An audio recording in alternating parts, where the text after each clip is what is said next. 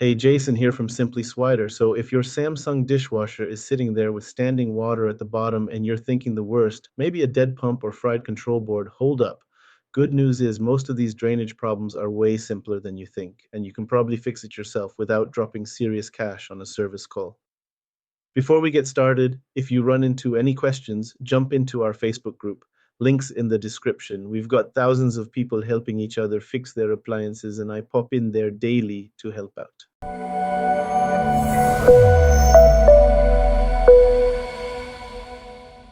Now, here's what's actually happening behind the scenes with these Samsung dishwashers. They use a passive filtration system instead of grinding up food like the old machines used to. That means gunk can accumulate in filters, which may require regular inspection and cleaning or replacement. When that doesn't happen, or when something gets past the filter and jams the pump, you get standing water, and your Samsung will display error codes like 5C, 5E, or OC. These are all drainage related codes telling you the same thing: water isn't getting out. Real world breakdown: clogged filters are the big one, probably 40% of the cases I see. Drain hose problems are next at around 30%, then actual pump failures at 20%, and backflow valve issues make up the rest. Here's how to think about it: we've got layers. Filtration captures debris, the pump moves water, and the hose carries it away. A drainage failure lives in one of those layers, so we're going to check them in order from easiest to hardest. So the number one culprit is that filter assembly down in the bottom of your dishwasher. You can see on the screen right now what we're looking for. Standing water above the filter area is your dead giveaway. I had this customer last month who swore her pump was shot because the dishwasher wouldn't drain. Turns out she hadn't cleaned that filter in 2 years, and it was packed solid with grease and food sludge. Here's what you're going to do: pull out that bottom rack, remove the bottom spray arm by lifting it straight up, and you'll see the cylindrical filter assembly. Twist it counterclockwise and lift it out. Now, here's where most people mess up. They see some gunk and think it's clean enough. Trust me on this one. You want that thing spotless. Use hot water, dish soap, and a soft brush to scrub every bit of that mesh. Check the sump pit underneath, too. I've found everything from broken glass to popcorn kernels down there. The pump's not broken, it's just starving for water because nothing can get through that clogged filter. Another common cause is problems with the drain hose itself. Here's the thing: that corrugated hose behind your dishwasher takes a beating, and there's a bunch of ways it can fail. If you're getting 5C or OC error codes, this is probably your culprit. I remember this guy who called me in a panic after installing his own dishwasher. Thing wouldn't drain at all, and he was convinced he got a lemon. Pulled the unit out, and he kinked the drain hose when he pushed it back into the cabinet. 20-second fix. Now, here's what you're looking for. First, turn off power to the dishwasher at the breaker for safety. Then grab a flashlight and carefully check behind the dishwasher for any sharp bends or kinks in that corrugated drain hose. If you've got an air gap on your sink, that little chrome cylinder, check if water's shooting out of it during the drain cycle. That means there's a blockage downstream.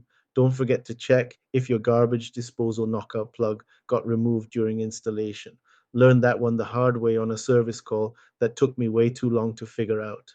If your filters are clean and your hose looks good, then we might be dealing with an actual pump problem. Here's how to tell the difference. A jammed pump makes a humming or buzzing noise during the drain cycle.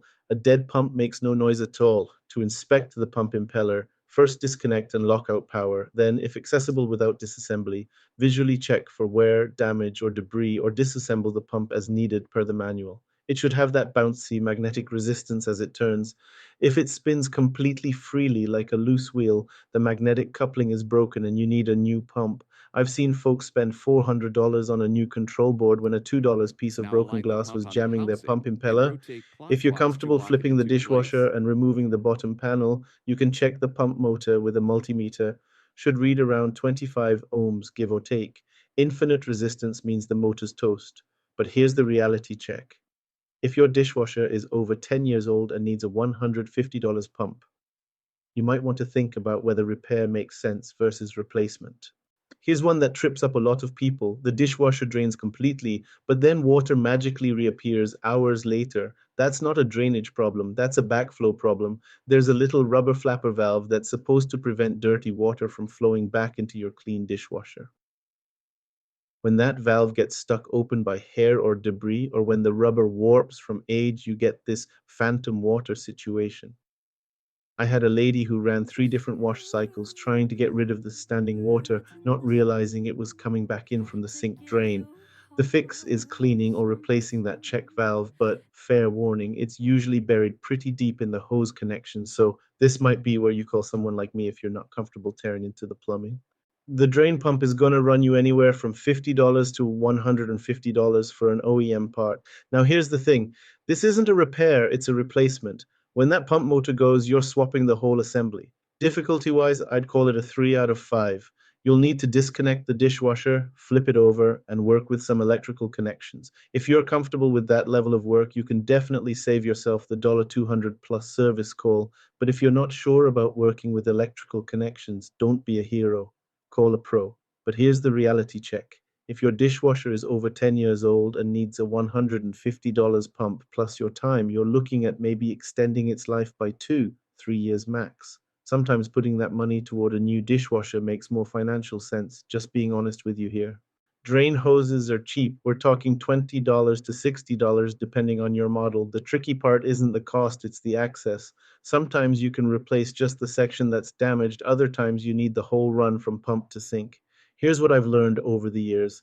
If that corrugated hose has a permanent crease or kink, cleaning isn't going to fix it. The plastic memory means it'll just kink again. Better to replace it once and be done with it. Check valves are dirt cheap, $10 to $30, but they can be a pain to get to. Sometimes they're integrated into the hose assembly, sometimes they're separate. The good news is they either work or they don't, so diagnosis is pretty straightforward. If you're seeing that backflow issue where water reappears after draining and cleaning doesn't fix it, just replace the valve. Way cheaper than the aggravation of dealing with mysterious standing water. Here's the best news. Cleaning your filter costs exactly $0. Even if the mesh gets torn, replacement filters are usually under $20. This is definitely DIY territory. If you can't handle removing and cleaning a filter, you probably shouldn't own a dishwasher. Unable to verify. The claim reference is an unspecified item, these things, in an automotive context, but the video topic is about a Samsung dishwasher creating a categorical mismatch that prevents fact checking. All right, if you're dealing with actual part failures, let's talk about what you're looking at cost wise and when it makes sense to DIY versus calling for help. Most of these repairs are totally doable if you're handy with basic tools, but there are a few gotchas to watch out for. Now you can see right there on your screen the most common Samsung dishwasher models that run into these drainage problems. You'll probably spot your model number up there. These issues aren't limited to just one series, they're pretty much across the board with Samsung's filtration design. The pattern isn't random either, it's a design trade off. Samsung went with quiet operation over the old garbage disposal approach, which means more maintenance but less noise. That's how you tackle Samsung dishwasher drainage problems. Here's the key takeaway, start with that filter cleaning. It solves probably half the cases right there. Then check your drain hose for kinks or blockages. If you're still stuck, you're looking at pump or valve issues. Early warning signs matter too. If your dishwasher is taking longer to drain, making new noises, or you're seeing soap residue on your dishes, that filter probably needs attention before it turns into a complete blockage. Remember, a little prevention beats a lot of frustration. If you guys know someone who's having appliance troubles, please send them the link to this video or a link to my channel where I have tons of other videos showing how to fix pretty common issues with appliances, sometimes for free or as little cost as possible. It sure beats having a repairman come out and spending several hundred for them to fix it when it could be something so simple. If this helped you get your Samsung dishwasher draining again, hit that like button and drop a comment below telling me which specific fix worked for you. Was it the filter, the hose, or something else? Your comment might be exactly what saves the next person a $300 service call. And if you haven't already, please subscribe to the channel. We'll get this out to more folks who need to save some time and money. Thanks for watching, and I hope you guys have a great day.